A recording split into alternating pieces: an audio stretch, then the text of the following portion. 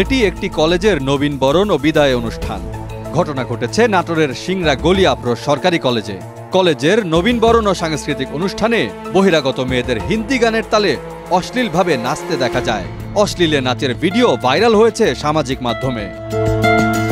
সাংস্কৃতিক অনুষ্ঠানের নামে প্রায় ১.৫ ঘন্টা চলে এরকম নাচ গান। শিক্ষা প্রতিষ্ঠানে এরকম অশ্লীল নাচে স্থানীয়দের মাঝে দেখা দিয়েছে ক্ষোভ।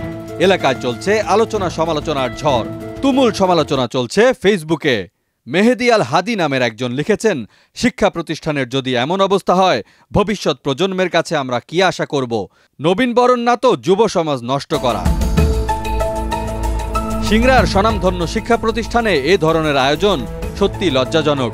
মোহাম্মদ সাব্বির হোসেন ফেসবুকে লিখেছেন, চলনবিল অধ্যুষিত সিংড়ার গৌরবময় শিক্ষা প্রতিষ্ঠানে ছাত্র নেতাদের আয়োজনে নবীনবরণ ও বিদায় অনুষ্ঠানের মাধ্যমে কলঙ্কিত হলো গৌরবময় কলেজ ও কলেজের ছাত্র রাজনীতির ইতিহাস। যে শিক্ষাঙ্গনে ছিল বহু জ্ঞানীগুণী সফল রাজনৈতিক নেতৃত্বের পদধূলি, সেই শিক্ষাঙ্গনে আজ মেধাশূন্য নেতৃত্বে ছাত্র রাজনীতির সোনালী ইতিহাস পদদলিত হলো। এ লজ্জা কার? এর দায় কে নেবে? স্থানীয়দের এমন প্রতিক্রিয়ায় কলেজ প্রশাসন এবং ছাত্রনেতারা কি বলবেন, সেটাই এখন দেখার বিষয়। ডেস্ক রিপোর্ট, দেশ রূপান্তর।